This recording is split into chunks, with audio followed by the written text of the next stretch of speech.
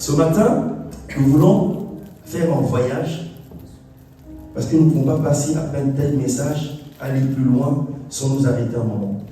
Le dimanche passé, nous avons eu un super message de la part de l'apôtre Ivan. Qui a écouté le message? Qui l'a réécouté? Qui s'est imprégné du message? Amen. Waouh! Quelle sagesse! Et ce matin, nous voulons, parce que ton voisin n'était pas là, ta voisine n'était pas là, on veut s'arrêter un moment pour que ta voisine nous rejoigne sur la ligne de départ et que nous puissions faire le voyage ensemble. Amen. Avant de continuer. Donc, nous avons parlé des 8 décisions. L'apôtre nous a parlé des 8 décisions pour être à prendre pour ça dans sa vie, pour être une personne escortée par le ciel.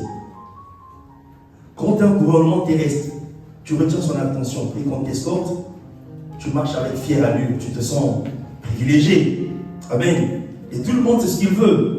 Et là, ce n'est pas n'importe quel gouvernement, c'est le ciel qui veut s'arrêter sur ta vie et pour te conduire, pour te porter, tout en sachant que dans le psaume 93, on nous dit que le Seigneur va te transporter en fait de sorte pour empêcher que ton pied heurte quelque chose et que tu te fasses mal. Donc on va te protéger. Et le diable avait compris que Jésus aussi était dans cette posture-là lors de la tentation. Mais il a fait usage de ce verset. Mais malhonnêtement, pas dans le bon sens. Pour le tenter, il a dit à Jésus de se jeter parce qu'il savait que Jésus retenait l'attention du ciel et que rien ne pouvait lui arriver. Mais si Jésus était tenté de le faire sous la recommandation du diable, c'est qu'il aurait obéi au diable. Amen. Et sachant, il a riposté par la parole, il ne s'est pas laissé intimider ni tenter. Il n'avait rien à prouver devant lui. Mais c'est pour dire, en fait, le diable savait que ceux qui font de Dieu leur priorité, Dieu fait de sa priorité. Amen. Tous ceux qui travaillent, par exemple, pour un gouvernement, quand on sait qu'ils sont efficaces dans ce qu'ils font, ils retiennent l'attention du gouvernement, il y a un budget qui leur est alloué pour tout ce qu'ils doivent faire. Amen. Il y a des gens qui ont des caisses noires, on ne sait pas combien il y a dedans. Combien ils dépensent, on ne sait pas. Mais pourvu que tout ce qu'ils décident de faire à un moment donné soit financé.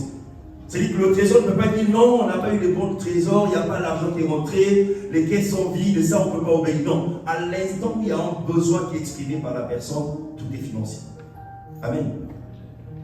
Et c'est comme les points relais. Les points relais sont alimentés tout le temps, parce que ne pas alimenter un point relais, c'est créer une rupture. Donc, est-ce que tu décides d'être un point relais de Dieu sur la terre? Amen. Décide d'être un point relais de Dieu sur la terre. Mais comment tu le fais?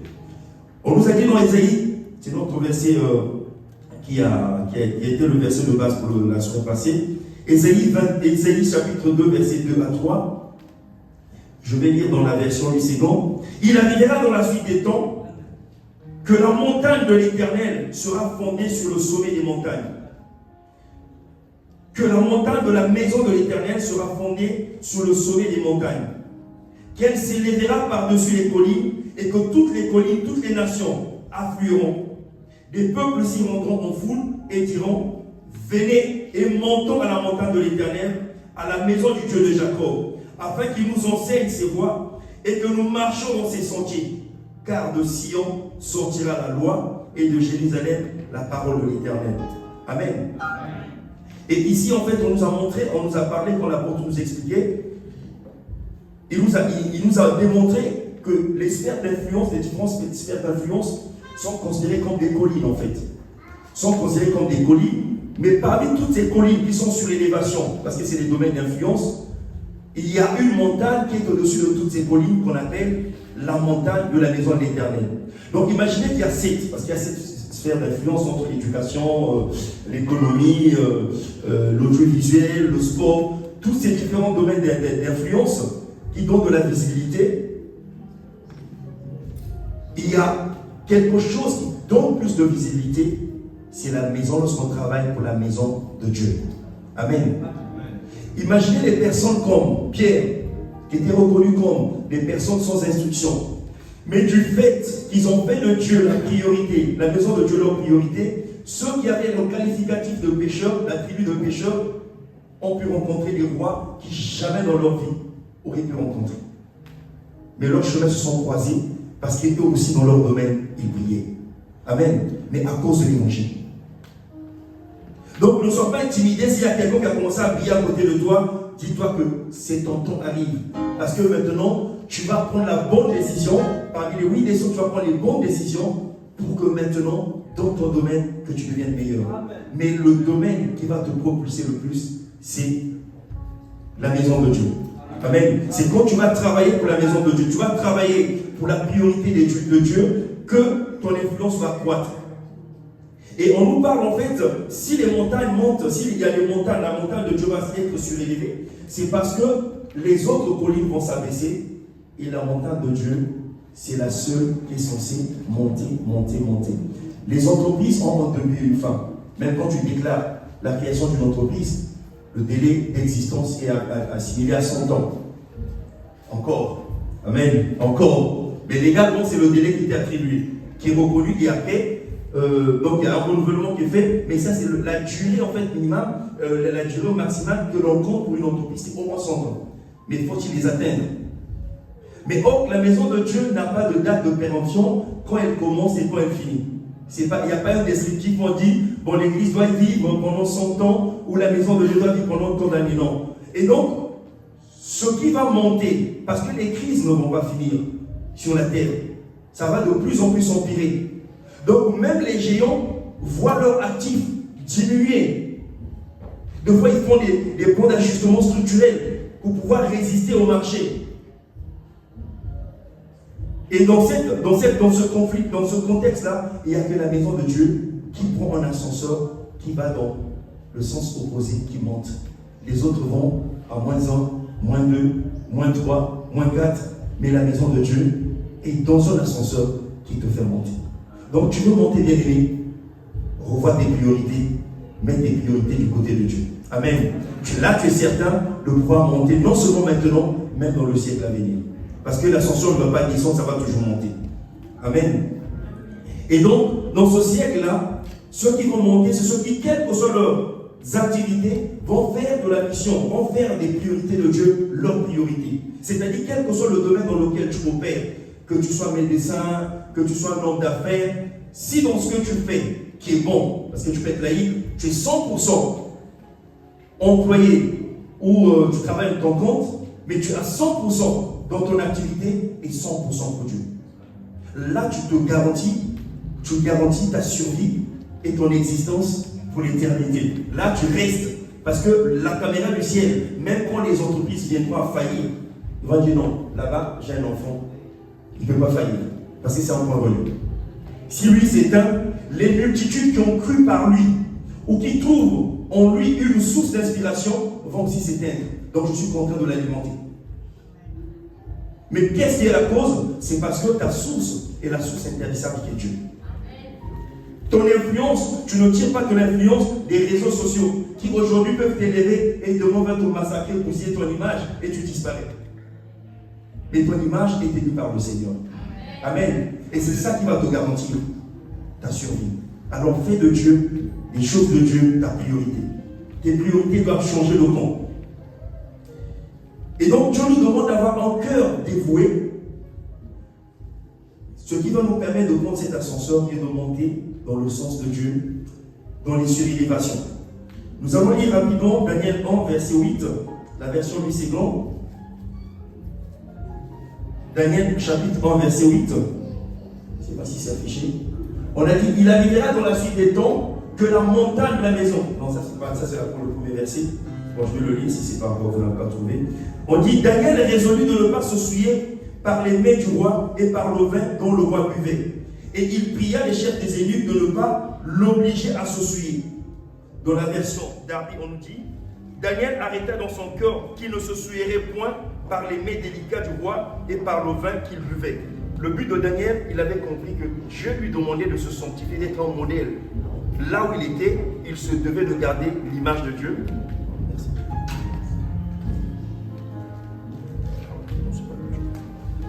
Et il se devait finalement de suivre les instructions de Dieu et de ne pas se soucier de se mettre à part.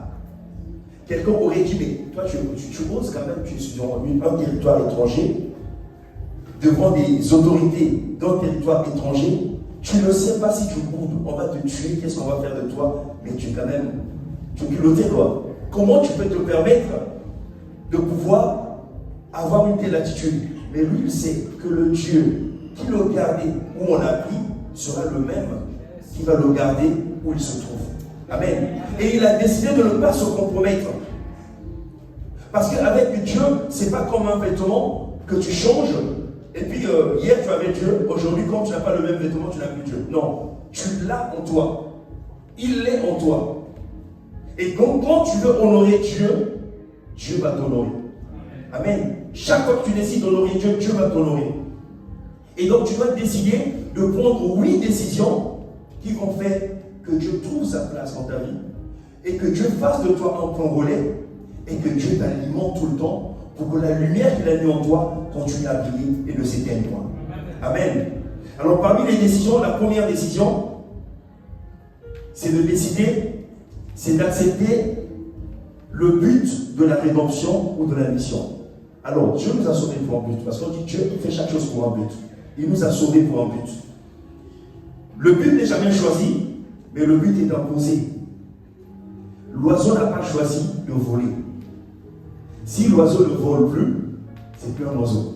On est d'accord? Si la voiture ne roule plus, tu as acheté une voiture, mais que ça ne peut pas te permettre de te faire des déplacements, à quoi ça sert? Il n'est pas dans son but. Donc le but est imposé avec la nécessité de la création. Le but n'est pas choisi. Et donc nous aussi, Dieu nous a créés pour un but. Nous vivons pour ce but. Ce n'est pas nous qui choisissons ce que nous devons faire. Mais le but, on le trouve avec Dieu. C'est lui qui est notre créateur, qui nous a assigné un but en nous créant. Et si on ne le fait plus, mais en fait on perd son utilité sur la terre. On perd son utilité sur la terre. Et le but de Dieu de la rédemption, c'est que Dieu nous a sauvés pour qu'il se serve de nous pour sauver quelqu'un d'autre. Amen. Il nous a sauvés pour que par nous, ayant compris que le salut était important, que nous puissions aussi parler de Dieu à quelqu'un d'autre et que quelqu'un d'autre aussi soit sauvé. Amen. Et ce que tu vas retenir, c'est que chaque fois que quelqu'un est sauvé par toi, l'enfer est dépeuplé. Il n'y a que 2 mondes. On ne peut pas se lever. Il n'y a pas de demi-mesure. Il n'y a pas le centre. Il n'y a que 2 mondes. Où tu appartiens à Dieu, ou tu appartiens de l'autre côté. Alors chaque fois que tu t'arranges à ce que quelqu'un quitte l'autre côté, ça signifie que du côté de Dieu, la maison de Dieu est remplie et l'enfer est dépeuplé. Donc tu fais un méchant en moins sur la terre. Amen. Est-ce que tu veux qu'il n'y ait plus de méchants dans ton quartier? Amen. Tu as compris la stratégie. Amen. Amen. Donc ceux qui te font peur devant ton immeuble, quand tu rentres le soir, l'unique façon de les faire disparaître de là, de leur changer, c'est que tu les emmènes à Dieu. Quand tu les auras emmenés à Dieu, tu rentreras à 2h du matin avec sérénité. Parce que tu n'auras plus quelqu'un qui te fera peur. L'insécurité va disparaître. Et là, tu vis pour le but. Amen. Et le but pour lequel nous avons été créés, c'est de servir de l'image pour Dieu et d'être le reflet de Dieu sur la terre. D'être un sauveur de multitude et d'être la lumière. N'a-t-il pas dit dans Matthieu 5 que vous êtes le sel de la terre et la lumière des nations, la lumière du monde? C'est ça, nous sommes appelés à briller. On ne peut pas allumer une lumière et puis la cacher en même temps. C'est pas possible. Mettez une lumière. Si aujourd'hui tu ne brilles pas, peut-être que ta lumière s'est éteinte. Accepte que tu as été créé pour briller. Parce que l'acceptation signifie que tu vas prendre conscience et c'est ce que tu vas devenir. En fait, tu vas réactiver cela. Voilà pourquoi il y a des décisions. Amen. Et nous savons qu'en prenant cette décision-là, la première décision, cela nous permet d'être en mission pour gagner les âmes pour Dieu. Et aussi, la protection nous est assurée. Parce que la mission nous assure la protection. Quand quelqu'un seul est envoyé en mission, le gouvernement doit s'assurer que s'il est en difficulté de pouvoir l'exfiltrer. Mais une personne lambda qui, dans ses aventures, se retrouve quelque part, on ne va pas déployer la même énergie, les mêmes moyens qu'un soldat qui est en mission, qui est en difficulté. On ne mettra pas les mêmes moyens. Amen. La raison pour laquelle, même si tu es quelqu'un qui est très gentil, très bien, la raison pour laquelle tu ne feras pas la même chose, ou tu ne déploieras pas la même énergie que tu peux déployer pour ton enfant qui est en danger que l'enfant du voisin, parce qu'il y a le sens de responsabilité en fait qu'il a. Dieu est responsable de celui qui est sous sa mission. Il se sent à 100% responsable, même s'il a créé tout le monde. Mais l'implication pour le ciel envers une personne qui est en mission n'est pas la même que pour une personne qui est tous. Bien que ce soit une créature de Dieu, mais Dieu ne déploiera pas la même énergie. Amen. Donc, la mission, quand tu l'acceptes, ça t'assure la protection. Amen. Deuxième décision, décide de voir ce portrait de toi. C'est-à-dire qu'il y a un portrait que Dieu te montre. C'est comme une maison qui est en construction. Donc, ne tiens pas ta vie à ce que tu es aujourd'hui. Ça, c'est une version. Mais tiens compte de la version que Dieu dit de toi. C'est cette version que tu dois garder. Certainement que tu es porteur d'une parole. C'est à ça que tu dois t'atteler. Tu dois garder cette parole dans ton cœur. Et tu dois te voir comme Dieu te voit, pas comme les autres te voient. Parce que ça, c'est pas la réalité. Ça, c'est, même si c'est la réalité, mais ce n'est pas la vérité. La vérité, c'est ce que Dieu dit. Qu'est-ce que Dieu dit de toi? S'il a dit que tu es une lumière, c'est comme ça que Dieu te voit. Ne vois pas ce que les hommes comme les gens te voient aujourd'hui. Et ce portrait que Dieu te donne, il faut que tu le gardes. C'est ça qui va nourrir ton espérance en Dieu. Amen.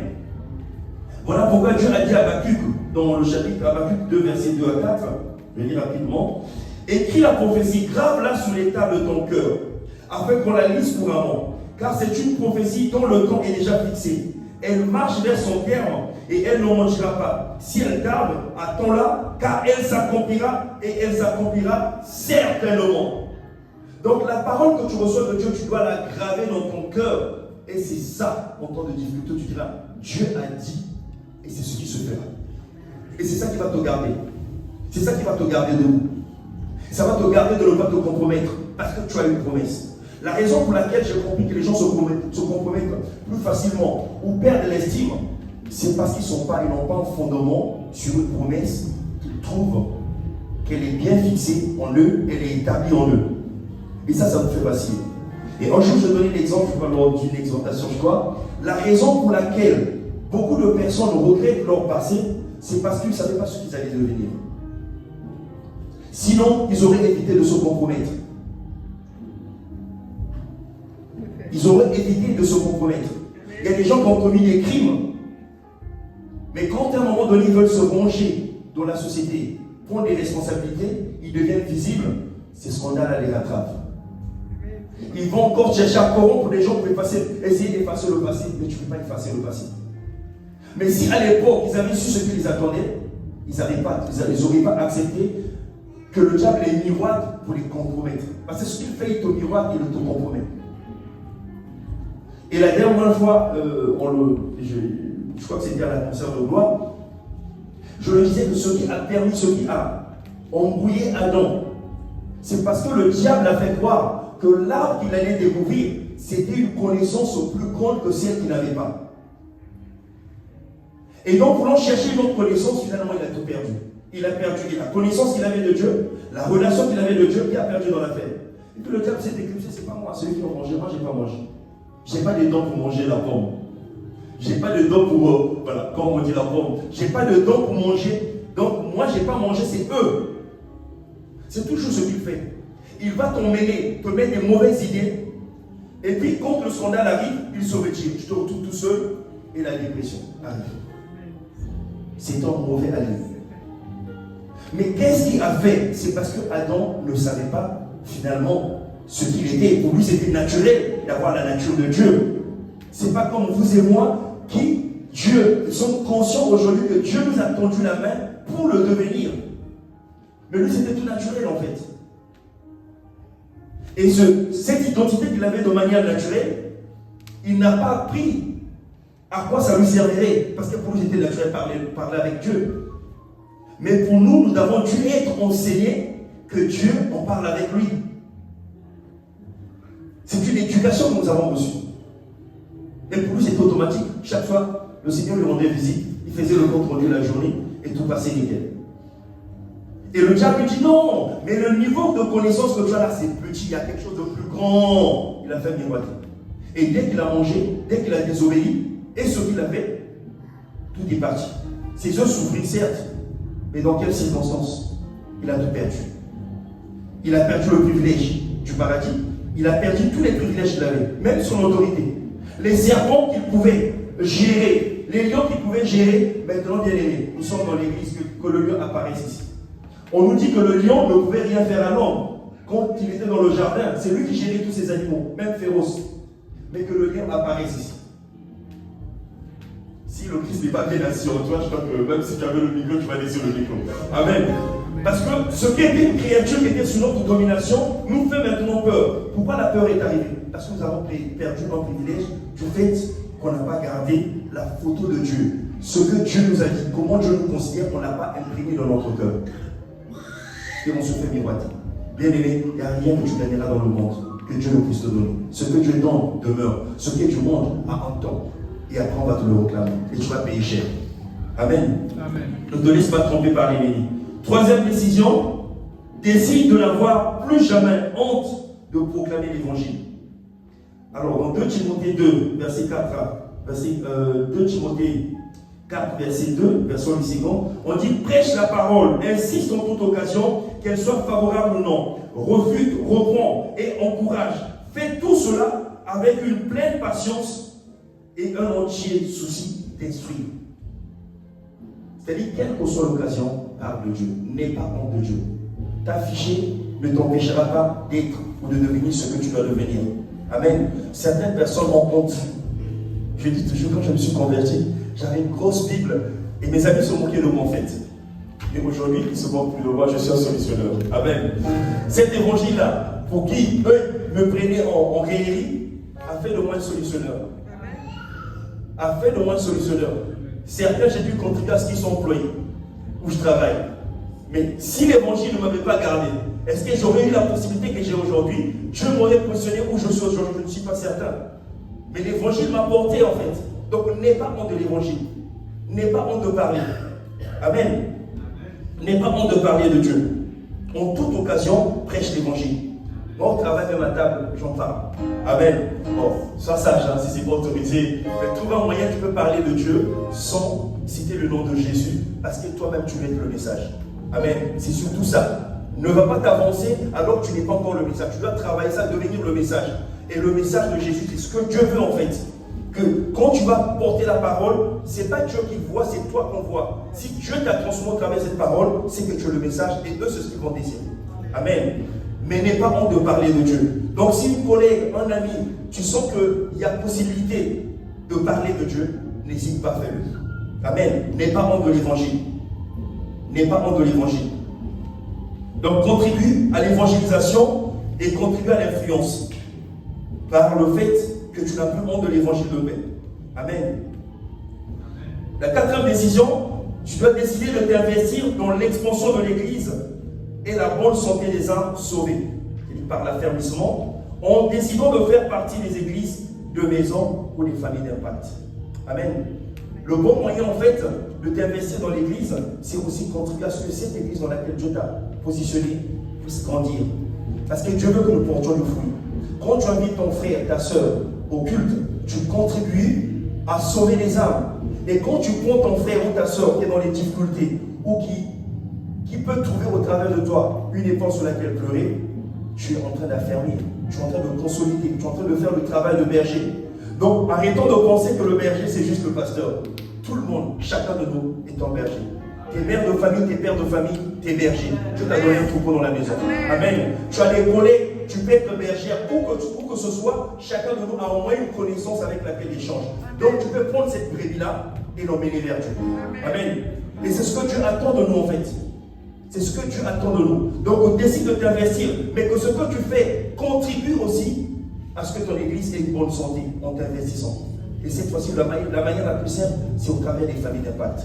Ne sois pas abonné absent. Parce que les familles d'impact sont une véritable plateforme où tu vas apprendre à parler de Dieu librement, à comprendre la parole, parce que c'est le temps d'échange de paroles en semaine. Vous êtes en petit comité et vous échangez sur la parole de Dieu. Or, quand tu demeures, la meilleure façon d'être sage, c'est de rester ou de marcher avec les sages. Si tu marches au milieu des gens qui sont passionnés de Dieu, dans les familles d'impact, il y a des passionnés de Dieu, et là aussi, toi, tu vas continuer parce que tu vas prendre le goût et tu vas aussi inviter d'autres personnes et l'évangélisation sera très facile pour toi. Amen. Donc, on contribue. Il y a plusieurs façons de contribuer en fait dans les familles d'impact, mais tu peux ouvrir ta maison, devenir maison haute, ou prendre soin carrément, devenir pilote de maison. Donc, un facilitateur lors de ces partages. Donc, si c'est ton cas, bien-aimé, vois-nous à la fin, parce que Dieu veut recruter. Amen. Dans le royaume de Dieu, il n'y a pas de pôle emploi, tout le monde est employé chez Dieu. Amen. Il n'y a pas de chômage. Cinquième décision, décide d'être fidèle, régulier, ferme, constant dans l'engagement à créer un environnement de communion, d'amour, d'unité, afin que les gens demeurent dans la maison de Dieu.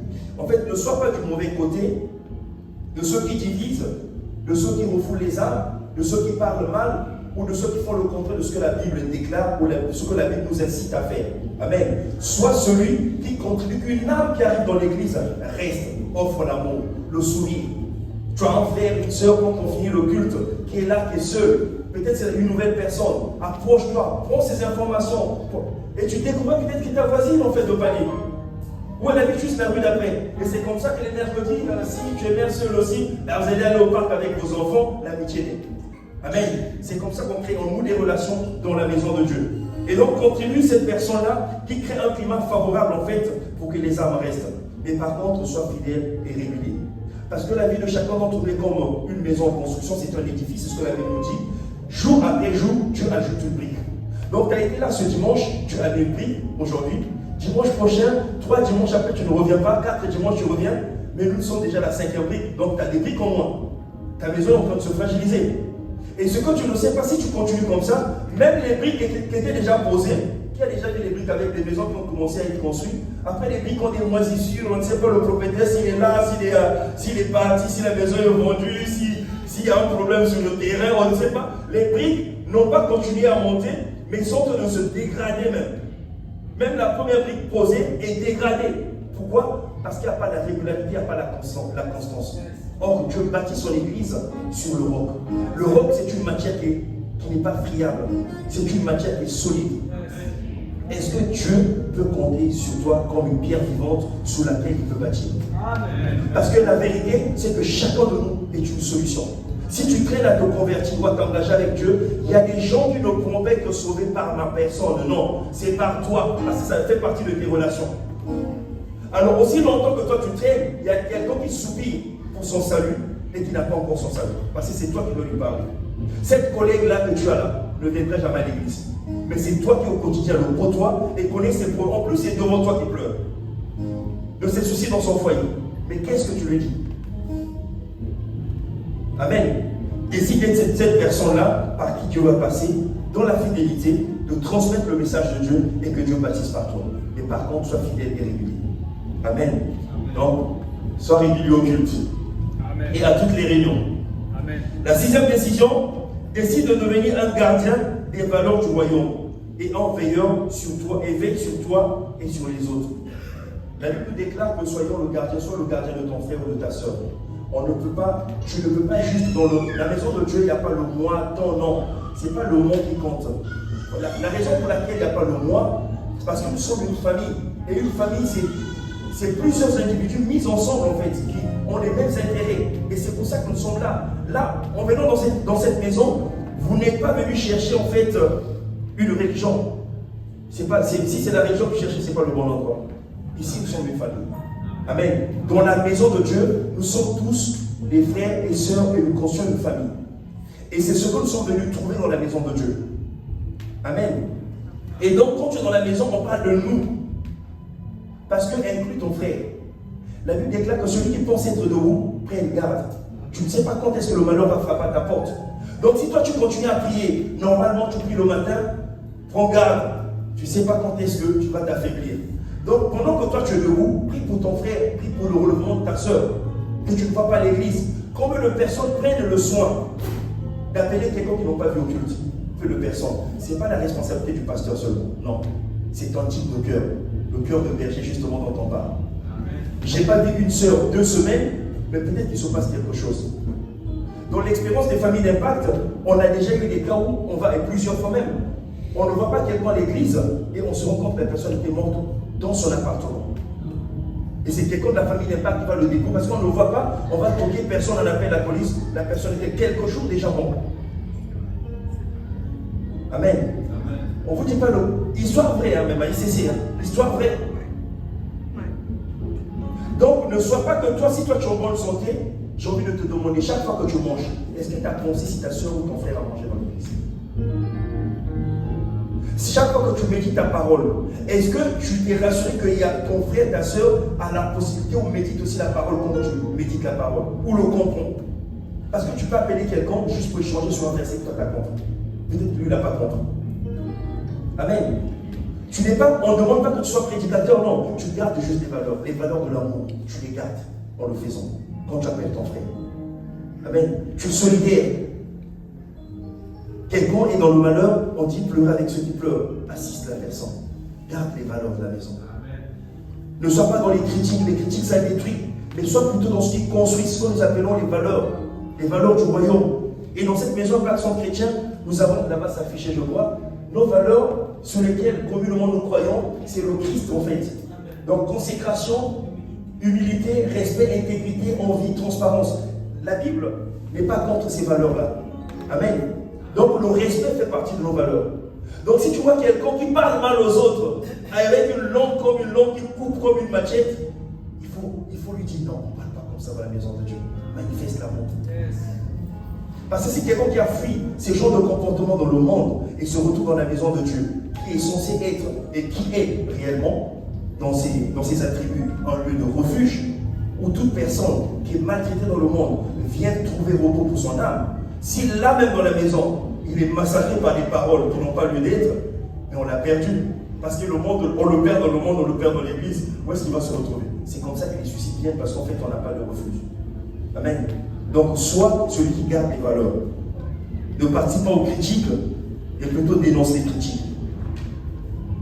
Et 7e point, décide de participer à la construction corporate d'une église de prière constamment embrasée par le feu de l'esprit. Alors là, nous parlons de la prière. Il y a la tour de prière qui est là. Nous voulons être une église qui prie constamment. N'attends pas seulement qu'on prie pour toi, toi aussi prie pour les autres. Et c'est comme ça que nuit et jour, dans la maison de Dieu, tu dois avoir les prières. Amen. Dans la maison de Dieu, tu dois avoir les prières. C'est les temps de prière, tu dois participer. Et dans la maison Passion Chrétienne, nous avons la tour de prière corporelle qui prie 24 heures sur 24 heures. Donc à n'importe quel moment, tu peux te connecter et c'est dans cette dimension que nous allons. Donc on a besoin que toi tu te relèves, que tu nous rejoignes pour que nous soyons une armée qui prie tout le temps. Amen. Une armée qui prie tout le temps. Si tu es faible aujourd'hui, rejoins-nous, le feu va te contaminer, tu vas aussi être embrasé. Amen. Tu vas aussi être embrasé. Et 8e décision que tu vas prendre, décide de privilégier la compagnie des aigles. Alors, par la compagnie des aigles, nous entendons les personnes qui sont saintes, qui s'attendent à Dieu. Amen. Chacun de nous est porteur d'une prophétie, d'un message de Dieu, porteur d'une promesse de Dieu. Alors, sois en compagnie de ceux qui attendent aussi la promesse, comme ça vous allez vous aiguiser. Le frère aiguise le frère, la sœur aiguise la sœur, le frère aiguise le frère. Amen. C'est ce qui s'est passé avec Marie. Quand il a reçu, elle est enceinte de Jésus, il n'est pas allé voir quelqu'un d'autre, il est allé voir Élisabeth, parce qu'Élisabeth aussi attendait un enfant. Et entre eux, ils peuvent se passer des astuces pour garder leur grossesse jusqu'à terme. Mais ne va pas rentrer, ne fréquente pas seulement ceux qui ne savent pas où ils vont, qui ne s'attendent pas à Dieu. Le peu de foi que tu avais là, tu vas le perdre. Et le bébé ne va pas arriver à terme. Parce que tu vas te tromper de combat. Tu vas commencer à murmurer, participer aux critiques, alors que toi, tu dois te mettre à part. Tu t'attends à Dieu. Amen. Tu vas fréquenter ceux qui prient, ceux qui s'attendent à Dieu dans la prière. C'est ça que tu vas faire. Amen. Est-ce que quelqu'un décide de changer de compagnie? Je ne sais pas qui tu fréquentes, parce que l'environnement dans lequel tu baignes peut déterminer où tu vas arriver. Amen. Tu peux arriver, va déterminer où tu vas arriver. Si tu, je prends un exemple, dans la société où je travaille, pratiquement tout le monde est propriétaire. Et la première des choses qu'on fait quand quelqu'un intègre l'équipe administrative, on veut s'assurer qu'il accède à la propriété. Pourquoi? Parce que tout le monde est propriétaire, personne n'est jaloux de personne. Mais quand vous êtes une poignée à être propriétaire, on a l'impression que c'est un privilège, que nous sommes nantis et que les autres ne doivent pas. C'est une mentalité. Mais quand tu es au milieu des gens qui vont te propulser comme ça, sache que tu vas aller loin. Amen. Ça dépend de la mentalité du milieu dans lequel tu es. Et ça, c'est l'état d'esprit d'un patron chrétien. C'est l'état d'esprit d'un patron chrétien. Donc, soyez pas surpris, quelqu'un vous approche et dit, est-ce que vous êtes propriétaire? C'est pas parce qu'il veut se vanter, il veut juste s'assurer que tu as compris que tu dois posséder. Amen. Que tu dois posséder. Si on te pose la question, c'est pas pourquoi que ce soit de l'indiscrétion. Chez nous, ici, c'est normal. La propriété n'est pas un luxe, c'est normal. Amen. Parce que c'est la mentalité que les pères de la maison nous inculquent. Eux-mêmes sont propriétaires, ils veulent que tous les pasteurs, par exemple, soient propriétaires. On vous pousse à le devenir. Amen. Donc, vole avec les aigles, ainsi tu iras loin. Donc, reste en compagnie de ceux qui sont enceintes de Dieu et pour que ta grossesse aussi arrive à terme. Ça va t'assurer que la grossesse va arriver à terme. Amen. Parce qu'eux aussi ne veulent pas perdre leur enfant. Amen. Est-ce que tu peux acclamer le Seigneur? Est-ce que tu peux acclamer le Seigneur? Est-ce que tu peux acclamer le Seigneur? Avant de continuer, nous allons prendre une minute. Je veux que tu inclines ta tête, que tu dises à le Seigneur. Ces 8 décisions ne sont pas juste une information. Ces 8 décisions, Seigneur, ne sont pas juste quelque chose qui va augmenter mon ego parce que je peux les citer auprès de quelqu'un. Ces 8 décisions, Seigneur, ça s'appelle décision. Et ce qui s'appelle décision, c'est une résolution que tu prends en toi pour que tu deviennes ce que ces décisions te promettent de te faire devenir. Amen. Parce que ce que tu deviens demain, c'est la somme des résolutions que tu prends aujourd'hui. Ce que tu es aujourd'hui, c'est la somme des résolutions que tu as prises hier. Là où tu te trouves aujourd'hui, c'est parce que hier, en bien ou en mal, tu as pris des résolutions qui t'ont mené là où tu te trouves aujourd'hui. Ce n'est pas le fruit du hasard. Alors, si tu veux changer de trajectoire, il est encore temps. Tu peux encore prendre des décisions. Notre Seigneur, comme un GPS, va recalculer la trajectoire pour t'emmener en bonne direction. Amen. Et te faire arriver à bon port. Est-ce que tu peux prendre une minute, bien-aimé, de demander à Dieu la grâce ce matin, que ces décisions-là ne soient pas des décisions qui vont se perdre dans la nature, mais qu'elles soient vraiment des résolutions. Comme on nous dit, Daniel s'est résolu dans son cœur de ne pas se souiller. Ça ne lui est pas arrivé comme ça. Il avait décidé qu'il ne va pas se souiller. Amen. Prends le temps de dire à Dieu, Seigneur, ne me laisse pas, Seigneur, dans cette posture, Seigneur, là où je suis, je ne m'arrête pas là, Seigneur. Accorde-moi la grâce que ces décisions, Seigneur, deviennent manifestes dans ma vie, Seigneur, et transforment toute ma vie, Seigneur, pour que je serve les intérêts du royaume. Parce que dans ces décisions te permettent de devenir un point relais pour servir les intérêts du royaume. Et c'est ce que Dieu attend de toi. Seigneur, merci pour ta grâce. Merci pour l'assistance du Saint-Esprit qui ce matin, Seigneur, nous expose, Seigneur Père, à ces choses. Parce que tu dis que nous devons recevoir la parole de Dieu qui sauvera nos âmes. Nous devons recevoir cette parole avec joie. Seigneur, nous recevons ta parole avec joie, Père, parce qu'elle vient nous instruire, Seigneur. Elle vient nous corriger, elle vient nous redresser. Mais aussi, Père, elle nous permet d'aller plus loin avec toi, de comprendre, de trouver la conscience, Seigneur, Père, de notre identité et de nous emmener là où tu veux, Seigneur, que nous arrivions. Par la seule grâce de ton nom, Seigneur. Nous bénissons ton nom dans le nom de Jésus. Est-ce que tu peux acclamer le Seigneur? Est-ce que tu peux acclamer le Seigneur? Nous allons continuer. Donc après ces 8 belles décisions que nous avons décidé de garder et nous allons y travailler. C'est pour ça que nous avons affiché ça. Parce que si je les lisais seulement, quelqu'un va entendre 70% de ce que nous entendons, quelque temps après nous le perdons. Amen. Mais avec la mémoire visuelle que nous avions, il y a des choses que nous devons garder. Mais mieux encore, il faut écrire. Parce que tu peux revenir dessus. Et ça devient des sujets de prière pour lesquels tu vas aller dans la prison du Seigneur. Moi, je vais décider d'être quelqu'un de constant sur qui tu peux compter. Amen. Si le monde ne me faisait pas confiance, mais toi au moins tu me sollicites, donc je vais être régulier avec toi. Je vais être celui-là sur qui tu vas compter. Amen. Et donc le thème de ce matin, après ces 8 décisions, nous avons compris que le ciel n'escorte que ceux qui ont fait de ses priorités leur priorité. Ça, nous l'avons compris. Alors le thème de ce matin, c'est: tu veux rentrer dans l'histoire? Travaille sur les priorités du gouvernement divin. Amen. Travaille pour le compte du gouvernement divin. si tu veux être la priorité de Dieu, il faut que tu travailles pour Dieu. Parce qu'il dit, Dieu n'est pas injuste en Hébreux 6, verset 10, je crois. Dieu n'est pas injuste pour oublier tout ce que nous faisons pour lui et tous les services que nous rendons au sein. Donc, si toi tu fais de Dieu sa priorité, ta priorité, Dieu fera de toi aussi sa priorité. Et cela fera de toi un point relais dans ta génération, comme il a été le cas pour David. On a dit, David est allé se reposer après avoir servi sa génération. Et ton nom ne va pas tomber dans l'oubli.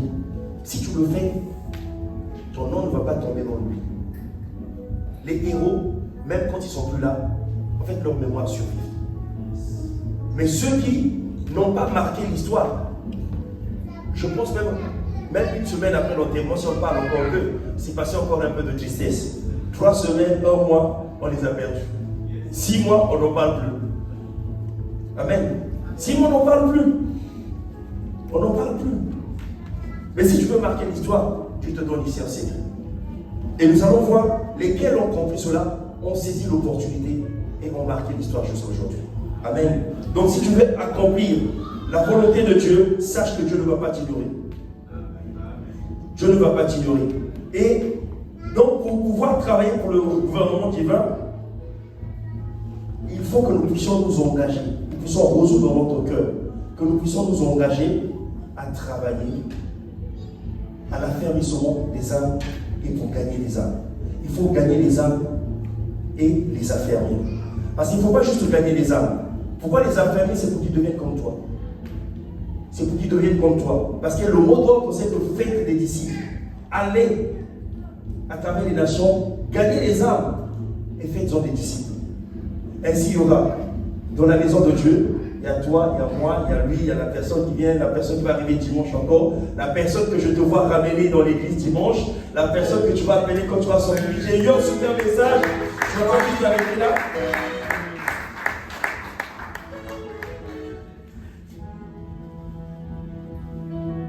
Tu ne vas pas juste arrêter là parce que tu as eu un super message, tu auras envie de le partager. Qui d'entre nous, quand il a goûté, quand il est allé manger un bon restaurant, ne le recommande pas? Ah, j'aime bien les femmes. Les femmes, quand ils ont suivi un bon film, oh là là, novelas, une nouvelle série sur Netflix, là c'est la conversation, c'est la causette là. Vous ne cachez pas ce que vous avez suivi qui vous a intéressé. Et pourquoi le message de Dieu devant le cacher? Non. Travaille à gagner les âmes. Amen. Travaille à gagner les âmes. Et l'attention du ciel sera sur toi. Pourquoi l'attention du ciel doit être sur nous? Pourquoi est-ce que nous devons faire une priorité? Nous allons le voir dans Actes chapitre 1, à partir du verset 2 et le verset 3. Et puis nous allons lire Matthieu 28, verset 19. Si on peut l'afficher, Actes chapitre 2. On nous dit jusqu'au jour, c'est ça? Jusqu'au jour où il fut enlevé au ciel, après avoir donné ses ordres par le Saint-Esprit aux apôtres qu'il avait choisis. On peut continuer, verset 3. Après qu'il eut souffert et leur apparut vivant, et on leur donna plusieurs preuves, se montrant à eux pendant 40 jours, et parlant des choses qui concernent le royaume des cieux. Pendant 40 jours, Jésus ressuscité, pendant 40 jours, prend le temps d'enseigner ses disciples. Pas sur autre chose, pas sur comment devenir riche, que du royaume des cieux. Nous savons que les dernières paroles que laisse une personne, c'est sa volonté la plus élevée, la plus importante. Quand vous avez des enfants et que vous voulez quitter la maison, si vous sentez un danger, les recommandations de la fin, c'est qu'ils vont garder. Et attention, personne n'allume la gazinière, personne n'allume la plaque de cuisson, ne touchez pas à ceci, ne touchez pas à cela. C'est pour t'assurer de leur sécurité. Donc la dernière volonté est importante. Et Jésus, ici, pendant 40 jours, prend le temps d'enseigner les disciples. Pourtant, pendant 3 ans, il les enseignait. Mais là, 40 jours d'affilée, il leur enseigne ces choses-là. On nous dit bien, il leur enseignait le royaume. Amen. Et Matthieu 28, si on peut lire Matthieu 28, verset 19.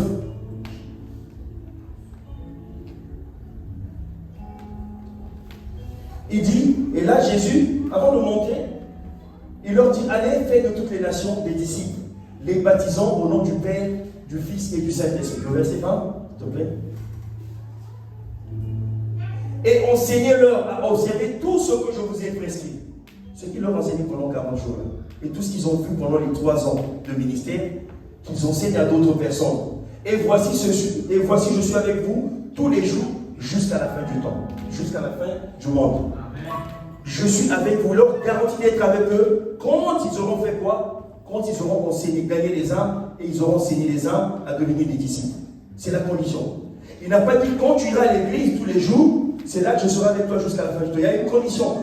C'est quand tu vas contribuer à travailler pour le royaume, Dieu te garantit la protection.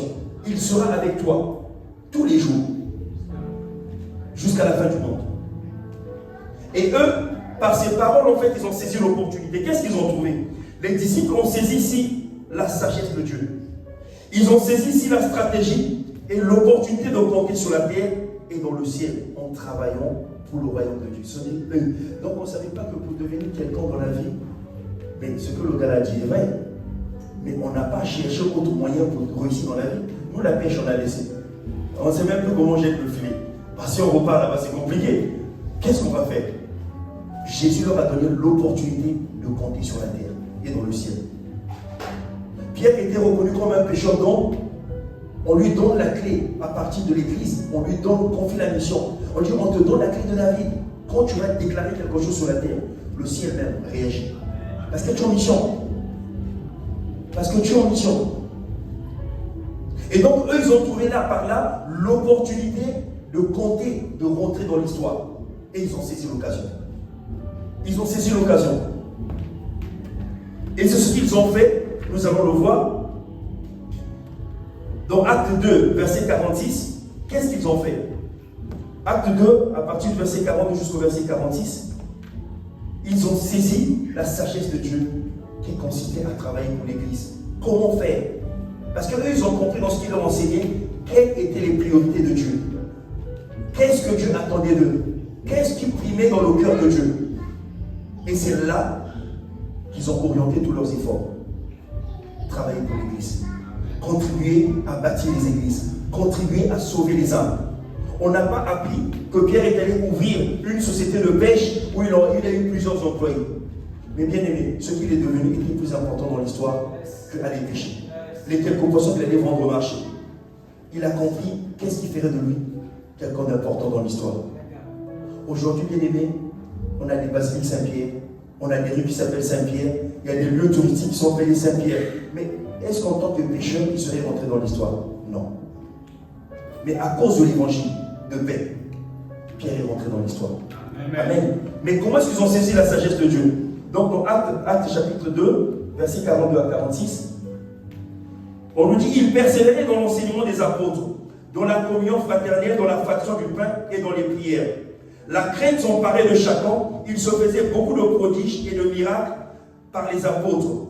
Ils étaient chaque jour ensemble, assidus au temple, ils rompaient le pain dans les maisons et prenaient leur nourriture avec joie et simplicité du cœur. Tous ceux qui croyaient étaient dans le même lieu, ils avaient tout en commun. 45, ils vendaient leurs propriétés et leurs biens, et ils ont partagé le produit entre tous, selon les besoins de chacun.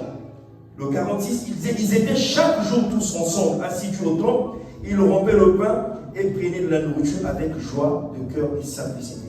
Ils ont redécouvert le bonheur. Amen. Ils ont redécouvert le bonheur. Alors, ce bonheur que nous appelons bonheur passe par la paix, le repos de l'âme. Ça passe par la paix, le repos de l'âme. Quand ton âme est au repos, tu connais le bonheur. Quand ton âme est troublée, tu ne connais pas le bonheur. Donc le bonheur n'a rien à voir avec la possession, ce que tu possèdes. Qu'est-ce qui réjouit ton cœur, qui fait de toi comme un poisson dans l'eau? Ça contribue à ton bonheur.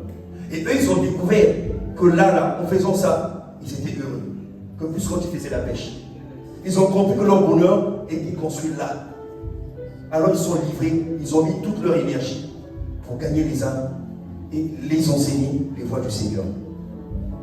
Et la notoriété a explosé. La notoriété, on ne pouvait pas. Donc, on dit, même le mouchoir de Paul, et même le mouchoir de Pierre plutôt, pouvait guérir quelqu'un. Parce que comme ils ont décidé de devenir un point relais, le ciel les a alimentés. Il ne faut pas que le point relais soit déficitaire. Le ciel les a alimentés. On dit au milieu d'eux se faisaient des prodiges. Parce que comme ils contribuaient, ils avaient compris les priorités de Dieu. Et qu'ils travaillaient pour les priorités de Dieu, Dieu était présent pour eux. Il n'a pas dit qu'il serait avec eux tous les jours jusqu'à la fin du monde. Mais il était là. Parce qu'ils ont compris qu'elle était prioritaire pour le Seigneur. Et ils ont été là. Et Dieu aussi était là pour eux. Et finalement, ils ont pu enseigner tout un peuple à faire comme eux, à faire de Dieu leur priorité. Et chaque jour, le nombre de disciples augmentait. Le nombre de ceux qui faisaient des inquiétudes, qui pouvaient préserver les intérêts de Dieu, défendre les intérêts de Dieu sur la terre, augmentait. Chaque jour. La première prédication nous parle de 3000 personnes converties, qui ont décidé eux aussi de prendre la bonne décision comme les 8 décisions de tout à l'heure. Donc le ministre pas les décisions, tout vient par la parole. Le changement de ta vie vient avec la parole que Dieu t'envoie. Si Dieu t'expose à une parole, c'est que Dieu, peut-être que tu es en train de te poser la question, je ne suis pas en train de prospérer, mon mariage n'arrive pas, je sens que je commence une relation et puis ça se termine mal, on m'exploite, c'est pas bien. Tu te poses beaucoup de questions. Arrête-toi un moment, dis, ça j'ai essayé. Avoir un copain, j'ai essayé. Être fiancé longtemps, peut-être pendant 3 mois, si c'est trop dur, si c'est trop long, j'ai essayé. J'ai essayé telle chose. Mais il y a quelque chose que tu n'as pas essayé. C'est de travailler peut-être pour les intérêts du royaume.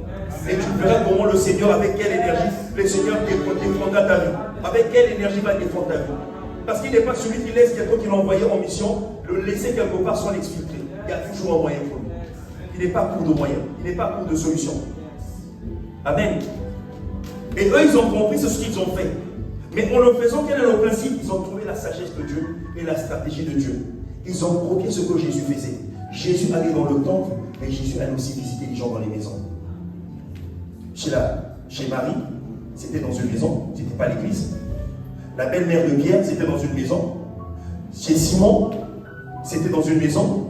Donc, il faisait les deux, il était donc, comme s'il dirigeait les réunions et au temple et dans les maisons. Et eux, ayant été là, ils ont saisi la sagesse de Dieu. Comment le faire? C'est ce qu'ils ont appliqué. Alors ils ont dit, on doit être au temple, mais on doit aussi se retrouver dans les maisons. Parce que là, c'est des petits comités, c'est là qu'on a de l'aide. C'est l'importance. On a vu des personnes dans les familles d'impact qui de fois sont en galère pour récupérer l'enfant parce qu'il est bloqué dans les transports. C'est quelqu'un de la famille d'impact qui récupère son enfant. N'est-ce pas la joie? Au lieu de payer un de nous, c'est quelqu'un de la famille d'impact qui l'aide à récupérer son enfant. C'est ça la famille. C'est ça que produit les familles d'impact. Donc tu as tout intérêt à ne plus être seul, à faire partie des familles d'impact.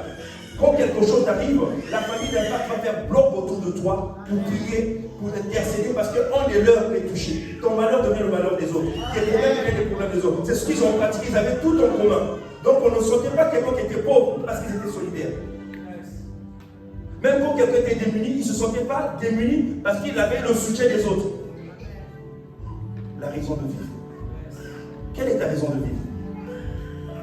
Être égoïste n'est pas une bonne raison de vivre.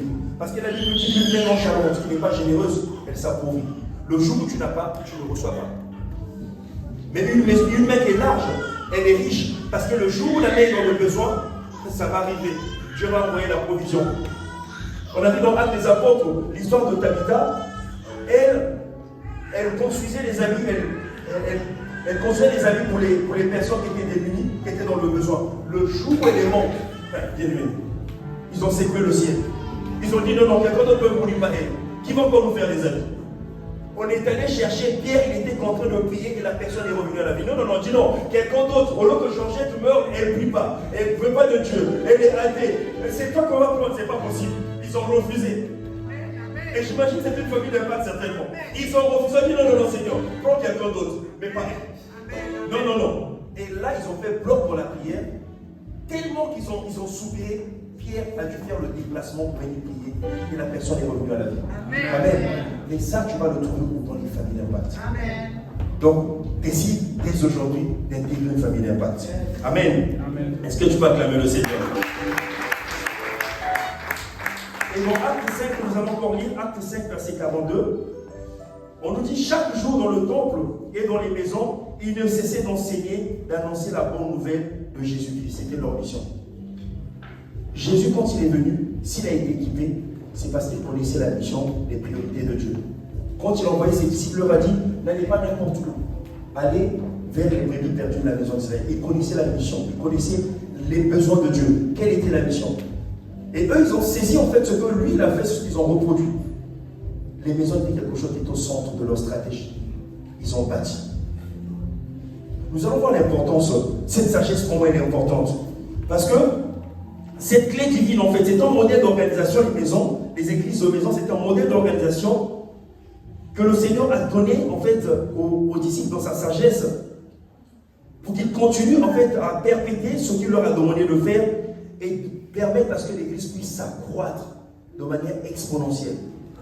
Amen. Parce qu'on se rend compte, c'est quoi? Nous sommes combien de familles? Une quarantaine, une cinquantaine de familles, peut-être ici. Mais en fait, l'église, c'est quoi? C'est que c'est plusieurs familles qui se retrouvent. Plusieurs individus qui se retrouvent à un moment donné, à un endroit. Mais la conception de Dieu dans l'église, ça doit exister. Mais dans nos quartiers aussi, on doit voir l'église. Parce qu'il y a le voisin, peut-être qu'il ne peut pas marcher, il ne peut pas se déplacer. Avant qu'il soit embrasé par le Seigneur, il a besoin de la proximité. Et cette proximité qui va la créer, c'est pour toi, tu vas ouvrir ta maison, tu donneras la possibilité à quelqu'un de ton immeuble de venir prier. Il n'y aura plus d'excuses. Il me dit qu'il faut que je prenne le bus. Il descend chez lui, puis chez toi. Il finit, il monte. Est-ce que tu veux permettre à ce que Dieu sauve encore quelqu'un dans ton bâtiment? Ouvre ta maison. Amen. Il y a des personnes, les conjoints ne viennent pas parce que ils ne sont pas encore embrassés par la parole. Donc faire l'effort d'aller à l'église, c'est trop compliqué. Mais si tu ouvres ta maison, il ne va pas chercher l'église ailleurs. L'église se trouve chez lui. Tu lui auras donné l'occasion de prier au moins une fois dans la vie. Amen. C'est chez toi. Et donc c'est ce que Dieu nous demande en fait. C'est la sagesse qu'il leur a donnée. Et c'est comme ça que l'église primitive a bâti son socle de développement dans l'église. Et aujourd'hui, nous voyons que cette clé de sagesse, non seulement qu'elle est pertinente de bâtir l'église, d'abord à travers les maisons d'hôtes ou les églises de maison, parce que c'est vraiment des églises, mais aussi c'est une solution que Dieu nous donne pour pallier au problème des réseaux sociaux. Amen. Parce qu'il arrivera des temps où ceux qui prêchent l'évangile avec vérité ne seront pas admis sur les réseaux sociaux. Amen.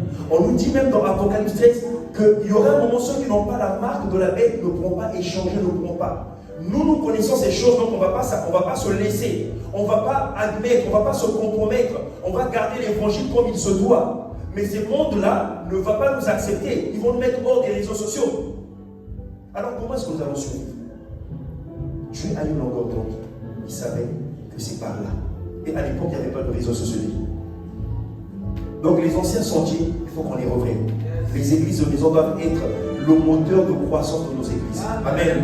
Est-ce que tu peux acclamer le Seigneur? La sagesse de Dieu. Il est toujours en avance. Il est toujours en avance. Il est toujours en avance. Et parce que si on parle d'église de maison, on parle de famille, on parle de lieu de rassemblement. Mais nous savons que la famille est le maillot de l'éducation.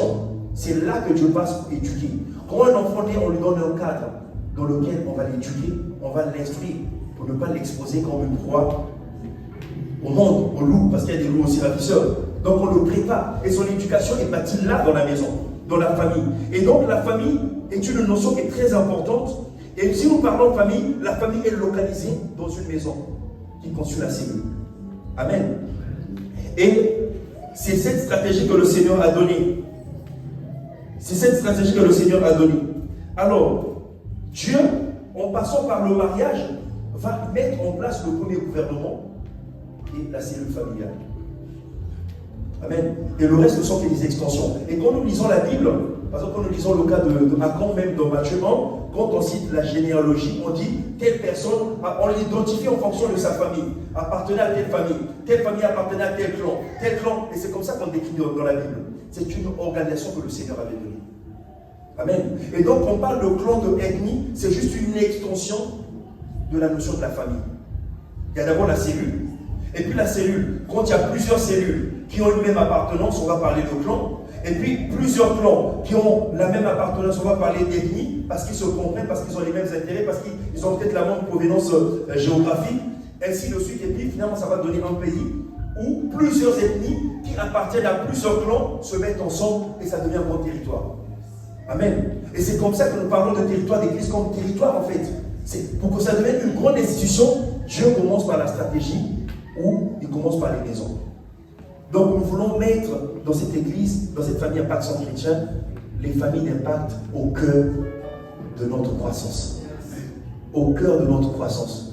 Donc, les familles d'Impact, pour information, se retrouvent tous les jeudis, de 20h à 21h, pendant 1 heure du temps, pour échanger autour de la parole. Il y a un temps de prière et un temps de parole. Amen. On revient sur la parole du dimanche pour la faire asseoir. Et là, tu poses des questions. Parce que là, tu n'as pas le temps peut-être de me poser des questions. Mais tu as beaucoup de questions dans ton cœur. Tu dis, mais moi, quel aspect, je n'ai pas compris. Mais la famille d'Impact, tu trouves l'occasion d'échanger. Et il y a forcément quelqu'un qui a bien compris le verset et qui va revenir et t'expliquer. Amen. Et c'est comme ça que l'on grandit. C'est une plateforme qui décide aujourd'hui de t'inscrire, d'appartenir à une famille d'Impact. Amen. Amen. Et dans la réalité, la stratégie des familles d'Impact, c'est une avancée, ce n'est pas quelque chose de nouveau, mais c'est quelque chose que Dieu a vu de loin. Et nous voyons que dans le livre de Proverbes, pourquoi nous parlons de ça? Parce que dans le livre de Proverbes, chapitre 22, verset 3, la version Second 21, je vais lire. L'homme prudent voit le mal et se met à l'abri, mais ceux qui manquent d'expérience vont de l'avant et subissent les conséquences. C'est-à-dire, si tu es prévenant, il y a des choses que tu vas voir de loin et te préserver. Nous savons qu'à un moment donné, l'Église peut être persécutée et sera persécutée. Ce sont des prophéties, on ne va pas se détourner. Ça, on va passer par là. Ça a déjà existé, ça passera par là. Mais même quand l'Église n'est pas persécutée, nous devons trouver ce modèle qui soit plutôt mieux développé. Ça va préserver plutôt l'Église. Amen. Parce que ce que j'ai dit, c'est une réalité, nous le savons, mais n'attendons pas quand la marque de la bête va commencer à sévir. On va se dire, il fallait qu'on y pense.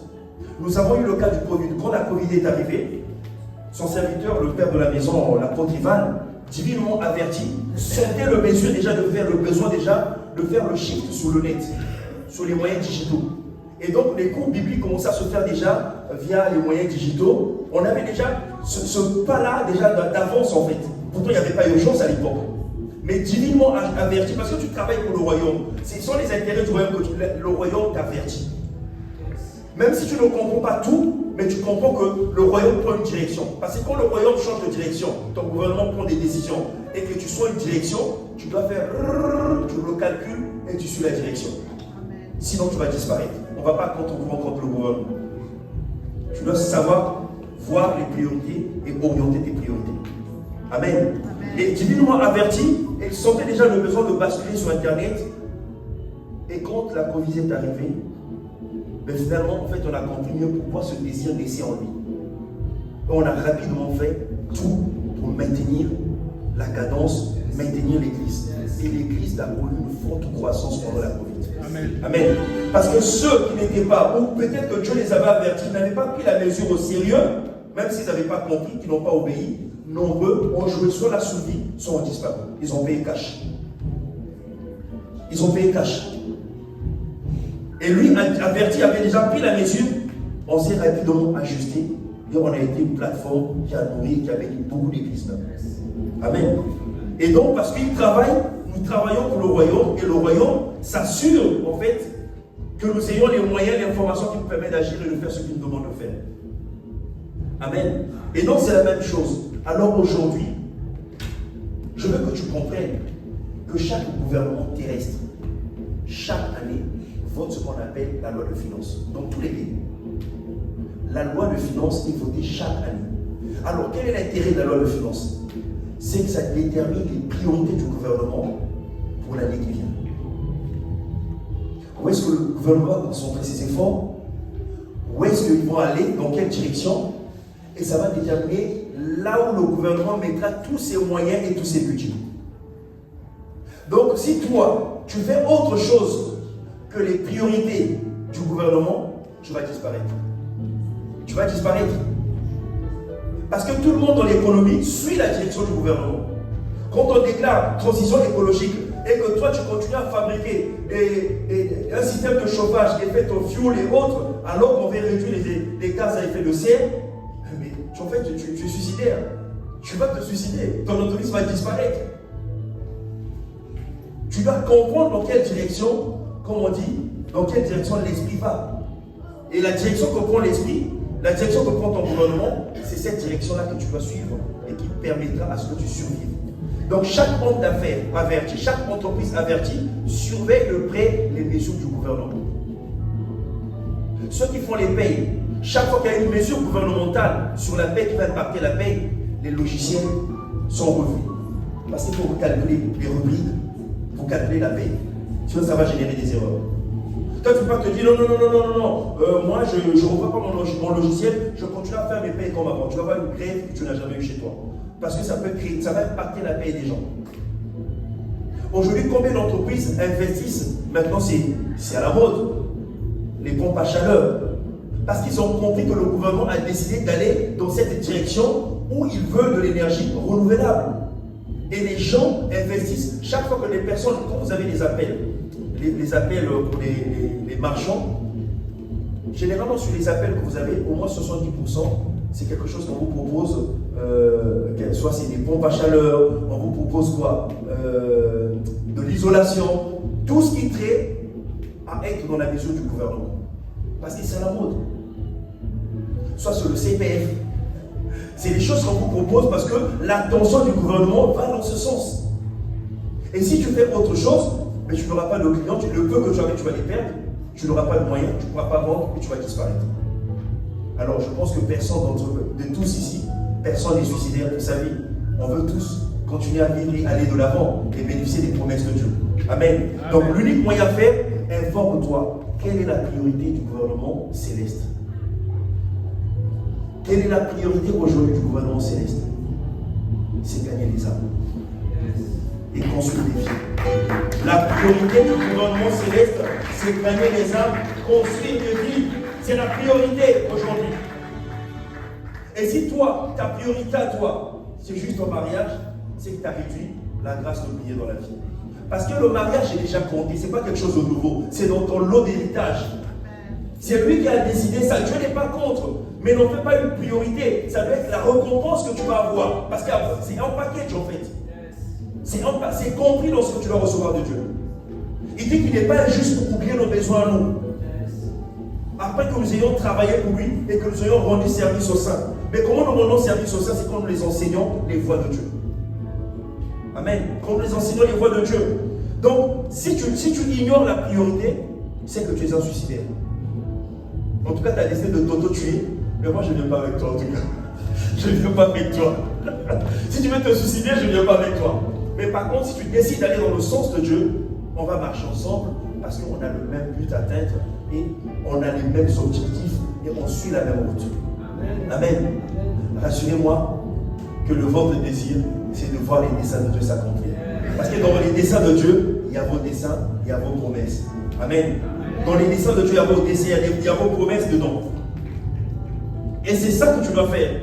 La priorité du gouvernement, c'est de déterminer donc de quel côté va partir. Et quand il a déterminé, tous ceux qui vont aller dans le sens du gouvernement, c'est ceux-là qui vont s'enrichir. Quand le gouvernement, la Covid est arrivé, dès que le gouvernement a déclaré qu'ils ont besoin de masques, les gens sont enrichis avec les masques. Ceux qui avaient compris à l'époque se sont enrichis avec les masques. Mais ceux qui n'ont pas compris que la priorité du gouvernement n'est plus sur les masques, qui sont restés, n'ont pas fait le shift, ont coulé. Donc il faut toujours être alerte en fait. Qu'est-ce que le ciel veut? Et quand tu réponds, tu solutionnes les problèmes du ciel, mais tu es soudainement élevé. Et même Jésus l'a fait. Il savait que le Père avait un problème. Le Père voulait résoudre une équation, sauver l'homme. Et Jésus s'est proposé, lui, d'être la solution. Il a dit, Père, non, ne te trouble pas. Moi, je vais laisser mes acquis, je vais venir sur la terre pour résoudre ton fameux problème-là. Moi, je me propose, je vais être le sacrifice. Et on nous dit dans Philippiens 2, lorsqu'il a accepté le Père et qu'il a obéi, qu'il est venu sur la terre, qu'il est mort sur la croix, il a reçu, alors qu'il était déjà élevé, mais là son nom est devenu le nom le plus élevé. Le nom le plus élevé par lequel tout homme sur la terre passe pour être sauvé. Donc le niveau de rayonnement et de gloire n'est plus le même. Peut-être que tu étais déjà riche, ou tu avais une position sociale ou professionnelle. Si tu investis cette position-là, ou ton intelligence, tu le mets au profit, au service de Dieu, ton rayonnement va dépasser tes attentes. Amen.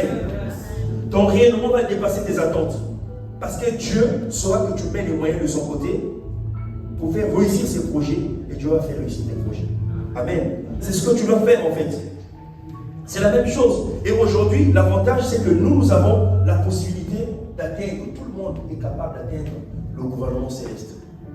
Si peut-être en tant qu'individu du territoire, tu n'as pas la possibilité d'atteindre facilement le gouvernement céleste et de le faire influencer ou fléchir, mais nous, Dieu se donne la possibilité de pouvoir t'écouter, t'entendre au travers de la prière.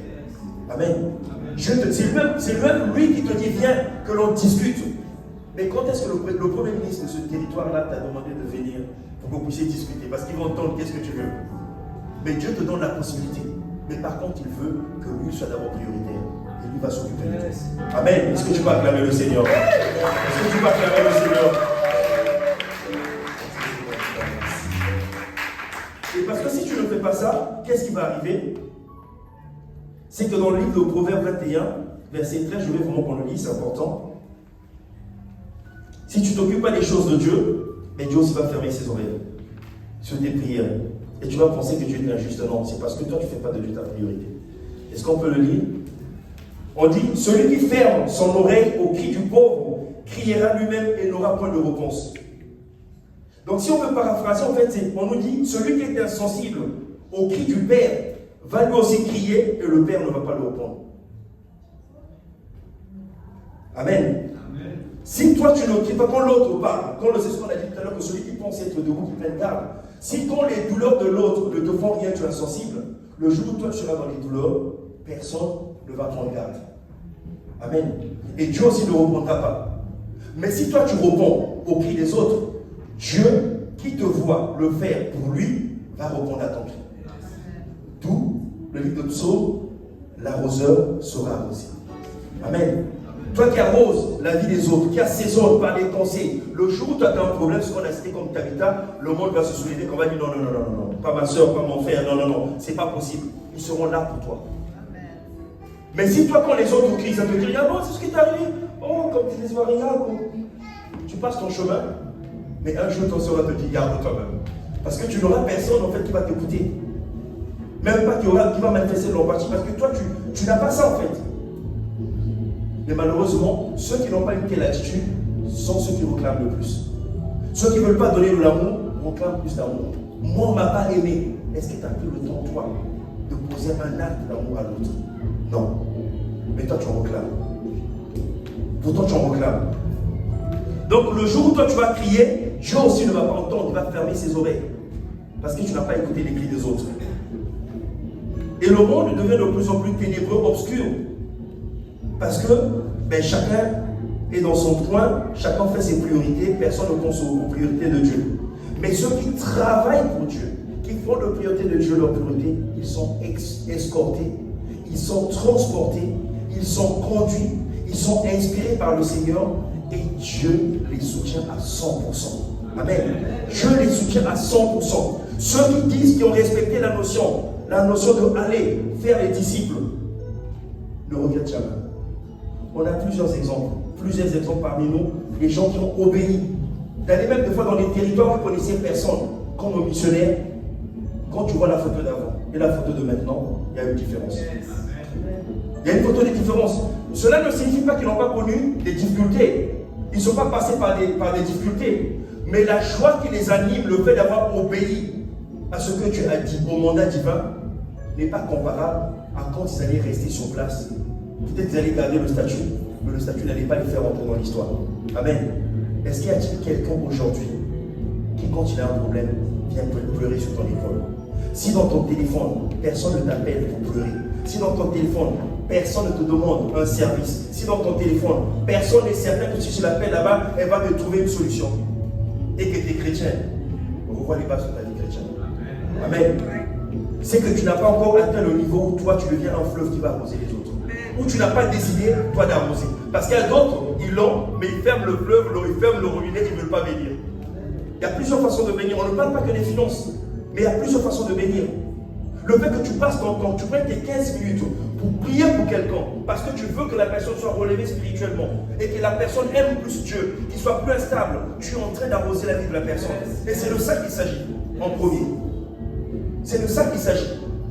Quand tu as quelqu'un qui est dans le besoin et que tu ne le laisses pas affamer, comme j'ai dit tout à l'heure, par amour, tu dis, est-ce que moi, quand j'ai ce plat-là, est-ce que dans l'église, quelqu'un d'autre a faim?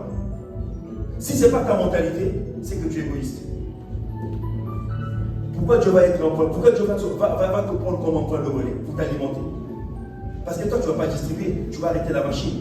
Mais Dieu cherche des personnes qui sont juste des distributeurs en fait. Distributeurs de vie, distributeurs d'espérance, distributeurs de tout ce qui vient de Dieu. Les choses de Dieu transitent par toi pour atteindre les gens. Amen. Est-ce que c'est ton cas? Si ce n'est pas ton cas, bien-aimé, tu dois encore prier le Seigneur et susciter pour qu'il suscite cette grâce en toi. Amen. Nous allons bientôt atterrir. Et l'autre chose pour laquelle le ciel va encore, tu dois travailler pour le compte de Dieu. C'est ce que le Seigneur dit dans, on va le lire rapidement, parce que c'est important. Dans Matthieu 10, verset 28, 31 à 28, Matthieu chapitre 10, verset 28 à 31, oui c'est ça, verset 28 à 31, c'est Pierre finalement qui est inquiet et qui va consulter Jésus pour dire, bon, c'est bien, on t'aime bien, on marche avec toi, on fait des campagnes avec toi, on mange bien, parce que quand on est avec toi, tout est garanti, tu fais des miracles, des bonnes choses. Mais au fait, nous, avant de te connaître, là, on avait un travail.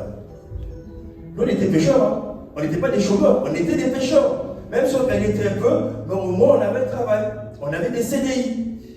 Bon, maintenant qu'on te suit là, il n'y a pas de contrat avec toi, on n'a rien signé de papier, qu'est-ce qu'on devient? Qu'est-ce qu'il en est de nous? Parce que certains qui pleuraient Jésus, vous voyez, là, ils disaient, mais moi, j'ai abandonné la pêche. Je ne sais plus comment naviguer. Qu'est-ce que je deviens? C'est une interrogation. C'est ce qui s'est passé avec Marie de Magdala aussi. Après avoir suivi Jésus, Jésus meurt. C'est Jésus qui a lavé son iniquité. C'est Jésus qui l'a délivré des démons qui l'a tourmenté, qui l'ont empêché d'avoir une bonne vie. Jésus a donné de l'espoir. Les gens pouvaient parler d'elle sans pourtant prêter attention à ce qu'elle était hier. Et Jésus disparaît. La dame a campé au cimetière. Oui, dit, mais tu ne peux pas partir comme ça. Moi, je ne m'as pas dit qu'est-ce que je deviendrai. Tu ne m'as pas dit. Et la réaction de Marie quand il voit finalement Christ qui apparaît, il dit, puisqu'il ne comprenait pas quoi, il n'a pas encore l'intelligence ouverte, il dit, où est-ce qu'on a mis mon Seigneur? Il était tout pour moi. Moi, je deviens quoi là? Parce qu'il représentait tout pour elle. Et donc, eux aussi, ils ont pris leur courage à eux-mêmes pour dire, mais Jésus, qu'est-ce qu'on devient nous? Est-ce qu'on ne comprend pas? Le royaume là, c'est bien, tu fais des miracles, mais c'est quoi? Qu'est-ce qu'il nous assure? C'est quoi? Et c'est là qu'il va leur dire, ce passage, que personne ne peut laisser tout ce qu'il a laissé, père, mère, tout ce qu'il avait, toute sa possession, sa vie ancienne, pour servir la cause de l'évangile et ne pas recevoir des récompenses. Non, ce n'est pas possible. Ce n'est pas possible.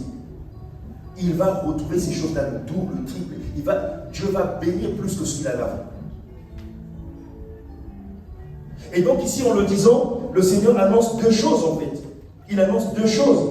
C'est qu'il annonce, la première chose qu'il annonce, c'est qu'il promet des récompenses pour ceux qui vont le faire, mais il montre aussi une conséquence.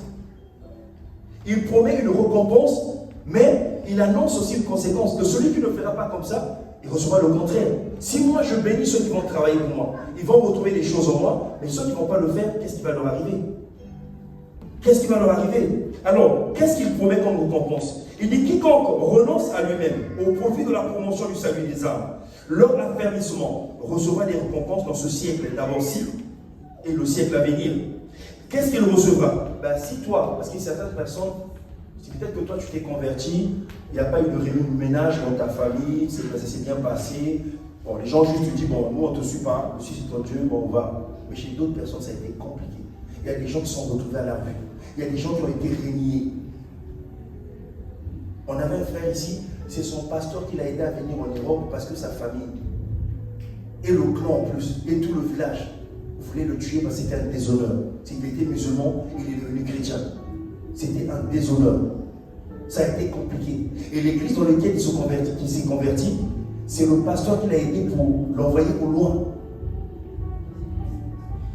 Mais quelqu'un qui a perdu une famille comme ça, qui ne veut plus contacter, qui ne peut plus voir, est-ce que Dieu l'oublie? Vous pensez que Dieu est mauvais? Il est méchant? Non. Il dit qu'il va retrouver quoi? C'est ce qu'il dit, il va retrouver quoi? Il va retrouver une famille, des pères, des mères spirituelles avec une couverture. Il va retrouver des frères, des sœurs. Il va retrouver un soutien, des défenseurs et un appui de la part de Dieu. Il ne te laisse pas comme ça. Si Pierre, en laissant sa famille, Il n'était plus là-bas parce qu'il suivait Jésus. Imaginez, dans les 3000 personnes, il y a des gens qui ont connecté à Pierre. Donc il a aussi reçu des nouveaux amis. Il a reçu des nouveaux enfants. C'est une nouvelle famille qu'il a reçue. Mais plus que celle qu'il avait, peut-être c'était sa famille était de 10 personnes. Mais là, il a reçu plus que ça. Donc il y a une récompense qui est là. Dieu n'est pas injuste. C'est ce qu'on a dit tout à l'heure. Et si c'est des maisons que tu avais perdues, mais Dieu te fera combler encore de ces maisons. Job a tout perdu. Mais quand Dieu l'a restauré, il avait le double de ce qu'il avait avant. Il avait le double de ce qu'il avait avant. Donc Dieu n'est pas injuste. Dieu n'est pas injuste. Et Dieu annonce aussi une conséquence. C'est quoi? C'est que ceux qui n'auront pas s'aligner, la conséquence c'est quoi? Ils ne seront rien. Ils perdront tout. Parce qu'ils ne sont pas dans le plan de Dieu. S'il arrive un malheur, ils n'auront pas de couverture, ils n'auront pas de protection. Parce qu'ils n'ont rien perdu. N'est-il pas dit que celui qui cherche à garder sa vie, à conserver sa vie, va la perdre? Mais celui qui va la perdre à cause de Dieu, va la retrouver. Ce que tu perds à cause de Dieu, tu vas le retrouver. J'ai envie de parler à quelqu'un, peut-être que tu as perdu ton emploi ou tu as perdu une opportunité parce que tu as voulu être juste et appliquer la loi de Dieu. C'est une opportunité que tu as perdue, mais tu n'as pas perdu ta vie. Dieu ne va pas l'oublier. Dieu ne va pas l'oublier. La récompense est là. Crois seulement. Peut-être ça a été une source de découragement pour toi, parce que tu penses que Dieu ne t'a pas couvert. Ne laisse pas le diable te miroiter. Reviens, fais le shift, reviens, revois-toi, et maintenant, décide de prendre les décisions. Décide de servir les intérêts du royaume, et ta récompense, ce qui t'a été volé, les opportunités, tu vas les compter. Amen. Tu vas les compter. Tu vas les compter. Comment tu vas les compter? Une fois, j'avais un ancien travail, un ancien employeur qui avait reçu parmi les salariés un ancien copain à lui. Mais il me racontait son histoire, il a eu une vie difficile en fait. Et ce copain-là était une famille nantie. Et donc lui, il ne représentait rien en fait devant lui. Le gars le faisait baver, il prenait des engagements. Des fois même quand on allait à l'école, à l'époque, pour manger, le pain, il me donnait son pain, son sandwich, et me le vendait 3 fois. J'étais contraint de m'endetter et je payais à crédit. Mais il était issu d'une famille aisée. Mais quand la roue a tourné, c'est lui qui était devenu son employeur. Amen. C'est lui qui était devenu son employeur. Donc Dieu est un Dieu d'opportunités. Dieu va te donner de nouvelles opportunités où tu n'auras pas besoin de te compromettre avec ton responsable qui te tourne autour. Ne cède pas. La justice triomphe toujours du mal. Amen. La justice va toujours triompher du mal. Ne laisse pas le diable te miroiter comme il a miroité Adam en lui faisant croire qu'il lui donnait quelque chose de plus grand, mais il a fait perdre même ce qu'il avait. Amen. Ne te compromets pas. Ne te compromets pas. Amen. Nous allons atterrir. Donc tout ça c'est pour te dire en fait que rien n'est figé. Tu peux aller consulter, tu peux demander, voir, lire les histoires concernant les Esther, concernant les Abraham, qui ont tout abandonné pour Dieu, juste pour suivre l'instruction de Dieu, pour travailler pour Dieu. Les Pierre qui ont tout abandonné, les Joseph qui ont vécu beaucoup de choses, mais qui ont gardé l'intégrité à cause de Dieu. Va leur demander quelle a été leur récompense. Dieu s'est toujours souvenu de lui. Amen. Donc Dieu ne va pas t'oublier. Tu n'es pas la première personne sur la liste, mais Dieu ne va pas t'oublier. Mais si toi, tu ne vas pas dans le sens de Dieu, tu risques toi-même, ce sera là que j'ai parlé du suicide, d'être du côté de ceux qui sont appelés à disparaître.